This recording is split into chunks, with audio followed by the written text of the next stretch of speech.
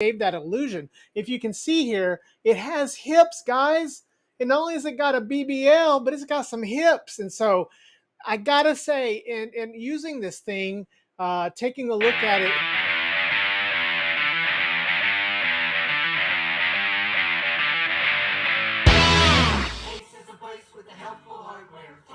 I needed to build something quick. I needed a project. My mother-in-law was coming and I just knew that Ace was the place for me. So I went there and I'm like, no wait guys, I'm not an Ace customer. I don't know how to build stuff. Anyways, Deadheads, welcome back to the channel. Or welcome to the channel for the first time, new Deadheads. Today, we're gonna take a look at... They say that one man's trash is another man's treasure. And so, as we live in this land of e-waste here on Retro Gaming with Dead Fred, we're taking a look at yet another 3.5-inch vertical handheld. This one from an unknown company. Well, a company that usually makes advertising signs and other multimedia products has dipped its hand into the world of handheld machines.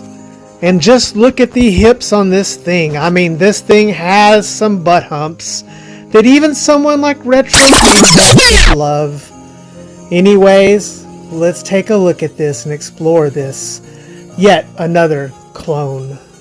So let's hop into this review. Again, we're looking at the Raypodo. It says all-in-one PC. Let me see if I can get a screenshot of it. It says all-in-one PC, guys, but this is not a PC. I don't know why it says that. This is just a typical, it's a clone of the R36s or a clone of the anbernic Hg3506 or whatever the first lineage of this was, but it's a 3.5-inch clone. So it's not an all-in-one PC, but this one has a few unique features about it.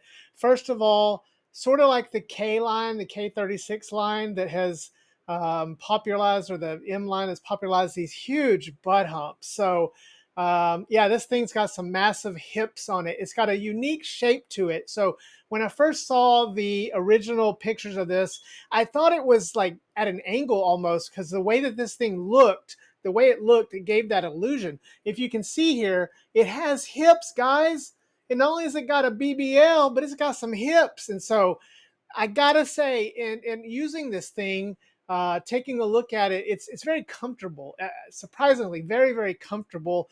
And it's more comfortable than the K36. And that's because I think it's spaced out better and the shape of it's better. So I'm kind of digging it. I haven't been a big fan of these BBLs, but this one's a little better than the ones I've tried before. But as you know, I took this out and started to use this. In doing some of the testing, it's got pretty good buttons. So as we look at the buttons here and we kind of test out the buttons, I'd say they're pretty decent. One thing that I like about them is that they seem to be independent. They don't seem to be moving all 4 buttons when you press them. So that's pretty good. They got a nice feel to them. They're not, they're a little loud. They're not that loud. So I don't know if this is using just normal membrane or if it's got conductive glue. I have no idea, but it feels pretty good with the buttons. The sticks are in the good location. I like them. They're not too close together. I like, if we're going to do vertical, I like sticks that are apart. And so the sticks are in a pretty good location for that. Now there's switch-based sticks. We're tired of switch-based sticks. Come on. It's 2025. So unfortunate that they put those on here, but I guess they're still just saving the most money. I don't know. Raypodo, let me know. Why didn't you go with the sticks that we've seen from Magic X and Retroid? It's time. And even Anbernic's starting to do it. So, you know, looking at this again, it is, you know, switch style sticks. They're clicky. They click in. So they do have that. They're in a good position. I think they're great. But what really got me excited about this one, and it's hard to get excited about these anymore, is the D-pad. And so it does have a Sega Style D Pad, which is one of my favorite D-pads. Now, let's talk about this D-pad because I was very excited when I first got this because I've been looking for, a 3.5 inch that had this type of D-pad. It's great on the GKD bubble. I love it. A lot of people liked it on the anbernic when they used it in the Ark. So it's a pretty good D-pad on my Unicorn. Oh my God. So I love this type of D-pad, but this one, there's something funny going on with it, guys. I can't quite put my hands on it. So basically, it doesn't have it doesn't go back and forth in the middle. So if I try to rock my hands or my finger back and forth, I get a lot of misfires. So if any of you out there are better experts at that than me, maybe it needs some tape in there, or maybe there's something off on it. But I kind of have to just really lift off and move completely to the other side so I don't get that delay or problem. Because several times in playing, when I would just try to rock my finger gently to the side like I would normally do with the D-pad, I couldn't get it to move. It didn't register. So I figured out if I lift my finger up and I move completely the other side, it works really good. So that's kind of a bummer on this. In playing something like Street Fighter, I wasn't able to get good, consistent shurikens, hadokens. So although it has that, and I'm hoping it's just my particular model, this one that I am testing. So I'm gonna hope that I can get a hold of another one of these and try it and test it just to see if there's something there, maybe on the one that shipped to me. Now again, this one was shipped to me in no box, just like this. So I've reached out to the company to see if that's how they're selling them, because I did purchase this, and so that's how it arrived. No manual, no box, anything like that. So not sure. Again, this is somebody, they're dipping their hands into this. So I don't know if they know that usually these things come with at least a case or a box or something like that, but we didn't get that. So anyways, the buttons on the back, the triggers feel pretty good in the hand. This thing holding this is nice. I have no issue with holding this. It feels good. I like the shape of it. The sticks are in a good position.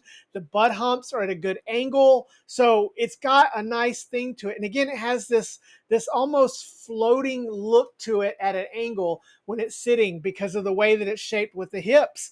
And guys like hips. Hips don't lie, right? And so this thing's going to be called the hips, not the dude, the hips. And so from a hardware perspective, this thing is pretty decent. This thing is going for about $40, $45. That's a little high right now. It's just launched. It'll go down in price. It's going to sit in that same range as your K36 and your R36. And do we really need another one of these? And the biggest issue with it is, again, that this D-pad that I'm excited about didn't perform for me the way that I wanted it to. Again, gonna see if maybe this is an isolated thing. I don't think anybody else out there has reviewed this, but if I can find one and find out, maybe it's just my unit that's kind of behaving like this. Now it does come in a few different colors, which is nice. Again, Raypodo is known for making a lot of other equipment, and so this is not a fly-by-night company. They're an established company, a well-respected company with good support and sales, but this is their first handheld that they're going into this. So, um, again, got to give them that for that. Now, the CPU is a Rockchip 3326, which is a good thing. And the screen is, again, a 640 by 480. But let's talk about this screen a little bit, because the screen really, really impressed me, guys. That was the highlight of this thing. If I had to give this a highlight, besides the comfortability of it, the ergonomics, is the screen. I remember when I first tried the XU Magic Mini M, how that screen just popped, how vibrant it was, how great it looked. I get the same vibes here. So if you picked up or seen the Mini M, this is kind of giving me the same screen effect. It looks nice. I'd say it looks better than the R36s screen, even though I think it's just a very similar same screen. But the colors on it are very vibrant. It's popping very nicely. It's very sharp and crisp. And I just think that it's a great screen overall. It looks really awesome. And that is something I'm very pleased about it. I do remember one of the things about the original R36s was that the screen was nice. And so, again, we do have in this $40 range a really nice looking 640 by 480 screen. Now, we're all sick of that resolution, right? We're sick of it. So, again, I'm looking forward in 2025 to get out of that resolution. Let's go up higher. Let's do what we're seeing on the Brick and some of these others that are at higher resolution. But I got to say, this is pretty nice for the screen for that. Now, as far as size comparison, this thing is pretty much the same size as the R36s. Side by side, they're pretty similar. They look very similar. This, of course, is not going to sit flat because it has these, shapely hips or butt humps. But besides that, it's a pretty similar size. So pocketability is going to be very similar. The triggers on this thing are of a similar style. They don't stick out too far, which is great. So if you had a problem with something like the Powkiddy RGB20SX and everybody hated how far those stuck out, you don't have that problem here. So it's pretty good with that. So I give them props on that. But as far as the favorability of this, the screen is just really nice. I got to give it to that. Now, finally, let's just wrap this up and go over this initial look and review of this. Again, this is just come out, their first handheld. I don't know how wide this is being distributed. I was able to locate one of these and get in touch and order one. I've seen it on AliExpress, so I think they're going to be on AliExpress. But let's talk about what I liked about this. So first, the things that I like about this are the screen. It's got a really nice looking screen, as I said earlier. It's very sharp. It comes through clear. It's bright. I like the screen a whole lot. The second thing I like about this is the fact that it ships with 2 SD card slots. Now, this thing it ships with EmuElect, my old nemesis. But I've learned recently it's not really EmuElect that I don't like. It's when EmuElect is locked to the eMMC and you can't do anything with it. Now, this one is not, which means that yes, ArkOS is running on this, guys. So I was able to put custom firmware on this. That's not how you'll buy it. But if you know a little bit or you follow some guys or tutorials, you can put ArkOS on it yourself, which means other custom firmwares are also equally going to be available. Now, I'm running the one that works on the K36s. So it's the one that's working on the other clones. And it just booted up fine. I didn't have to do any modification to it. It's working as it does on the other clones. So that's another thing I really liked about it, that this thing does have the ability for custom firmware. When the K36 first came out, we couldn't do that. It was very limited. We were disappointed. But this whole market is opening up finally, so that makes it good. And this one is ready to play like that. The other thing I really like about this is I just like how it feels in the hands. Again, the ergonomics. So the screen, the ergonomics, and then the fact that custom firmware is already running on this and it has the 2 SD card slots make this a good selection in that price range. Now, what did I not like about it? I was disappointed in the D-pad. I really wanted to love the D-pad, but it's just not performing at a level that I wanted it to perform at, which is pretty disappointing considering that this is the kind of D-pad I love to see on a handheld like this. The R36s remains one of my favorite, near and dear to my heart, because it's one of the first ones that I really fell in love with when I got into this hobby almost 2 years ago. And so again, a little disappointed with this D-pad. Again, I'm hoping it's just my particular unit, and probably we'll see. I'll reach out and see if I can find anybody else and see if they have a similar experience. So anyways, guys, there is always some sort of waste in the e-waste, and we're living in the e-waste. And like I opened it up, one man's junk is another man's treasure. So for you, this may be the handheld you've been waiting for. For me, I'm getting a little long in the tooth with these. There's so many of these, guys, so many of these. We just looked at the Data Frog one, and each one of them has something a little bit unique about it, like the RGB on the Data Frog.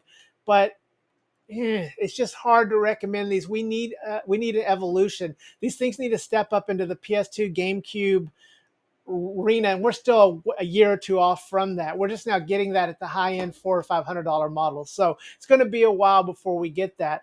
Anyways, this is a model that, if at the time I did not recommend the K36s, I really didn't recommend the Data Frog. I loved the D28S. That's a smaller vertical. I did not like the D008. So out of all these clones that have come out of here, I still prefer the R36s. I still think it is the king of the budget handhelds, and I still think it's the one that you should get unless you just don't like how flat and uncomfortable it is. And I know people make grips, so if you want ergonomics are very important to you, the screen and the ergonomics, it's making it compete, but this price is get back in line with it. Right now, you can get an R36s for less than this, and I just would have to go with the R36s. Anyways, guys, let me know what you think about this first look and impression and review for 2025.